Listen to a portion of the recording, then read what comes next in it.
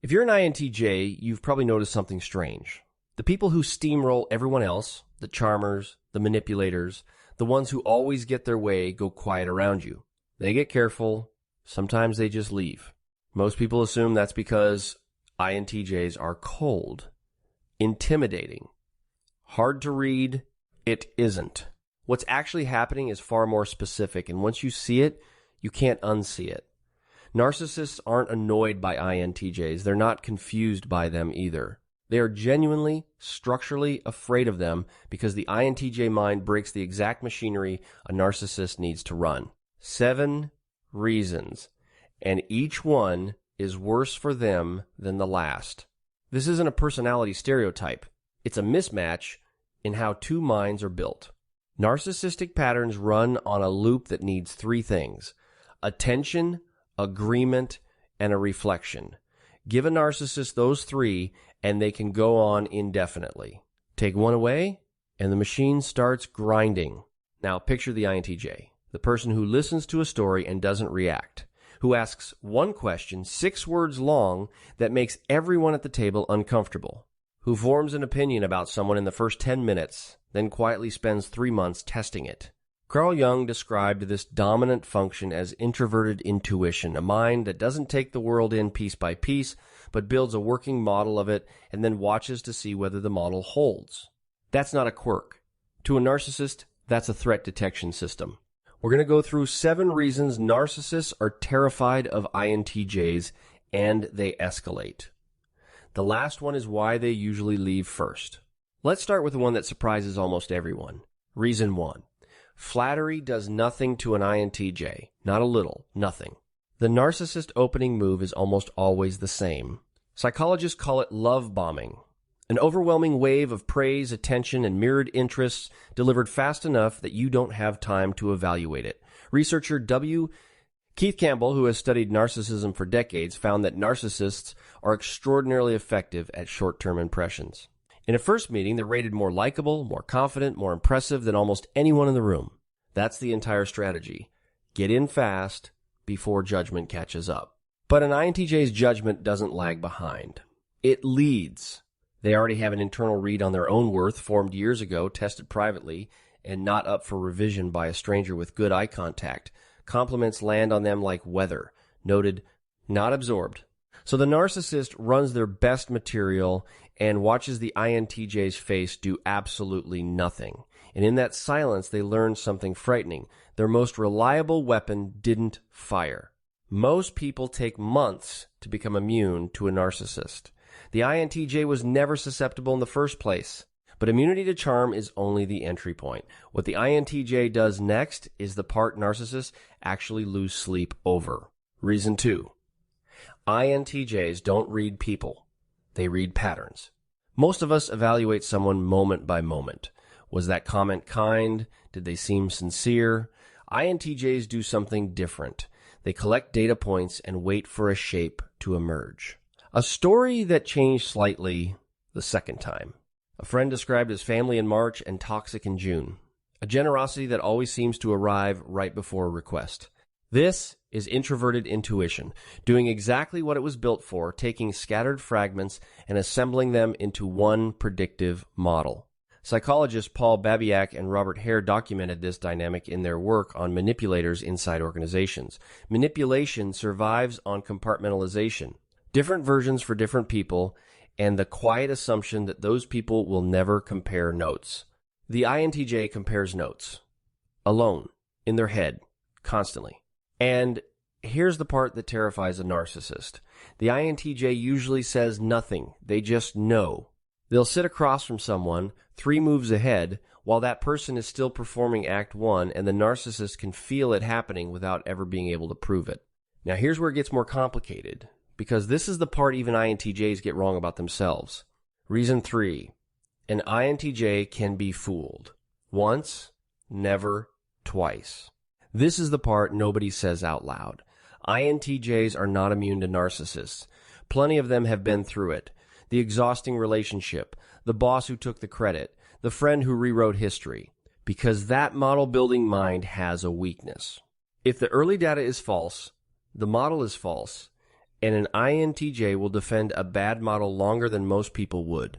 But something happens at the break point that doesn't happen with other types. Decision researchers, including Daniel Kahneman, have shown how people typically update a belief after being wrong. Most of us patch the story.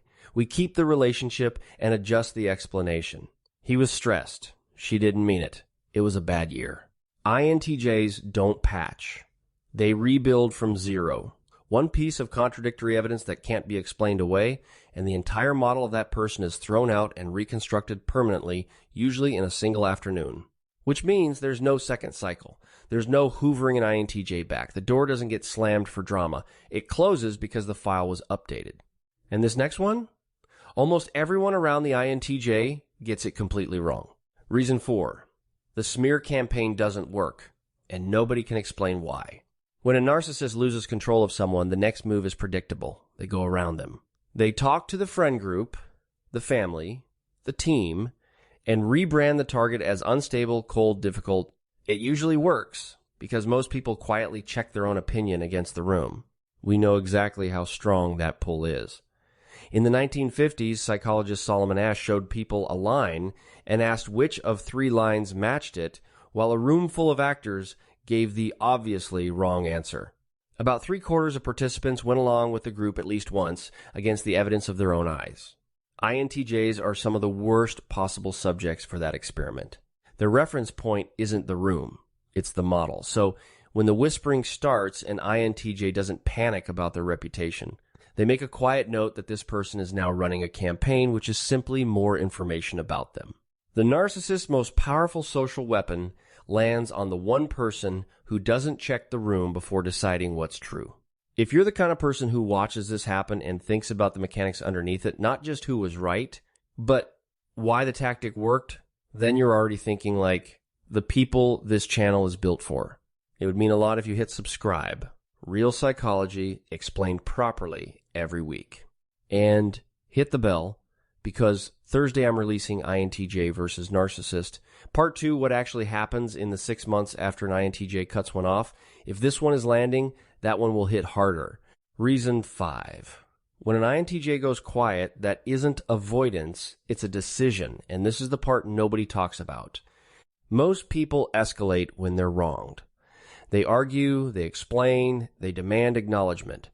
A narcissist counts on that because conflict is fuel. Any reaction proves they still have access to you.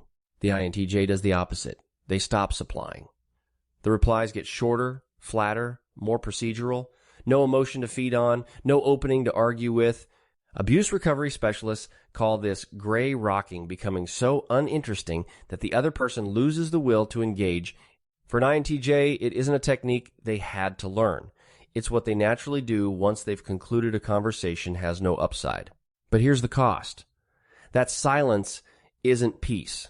Underneath it, the INTJ is still processing all of it, the manipulation, the wasted years, the anger they never expressed because expressing it would have handed something over. They handle it privately, thoroughly, and completely alone. The narcissist sees a wall and panics. What they don't see is the person behind it paying for that wall in full by themselves, but this is the root underneath all of it. Reason 6. The INTJ won't be a mirror, and the mirror is the entire point. To understand why this is existential rather than irritating, you need one idea from psychoanalyst Heinz Kohut, who spent his career studying narcissism. Kohut argued that the narcissistic personality never fully developed a stable internal self. What's there instead is a structure that needs other people to hold it up. He called them self-objects, human beings used essentially as load-bearing walls for an identity that can't stand on its own. That's why the hunger for admiration is so relentless. It isn't vanity, it's structural. The reflection has to keep coming, or the self starts to feel like it's dissolving. Now put an INTJ in front of that. Someone who evaluates instead of reflecting, who doesn't perform reassurance, doesn't rush to fill a silence, and treats a grand claim the way they'd treat any other claim by testing it. To you, that's just an INTJ being an INTJ. To a narcissist, standing in front of someone who will not reflect them is the closest thing they have to looking in a mirror and seeing nothing there. Which brings us to the last one, and honestly, the one that ends it. Reason 7, gaslighting needs a moving reference point. An INTJ doesn't have one. Gaslighting works by making you distrust your own memory. That never happened.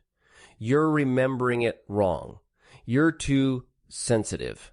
It succeeds when a person's sense of what's real is partly sourced from other people, which for most of us it is. That's not a flaw.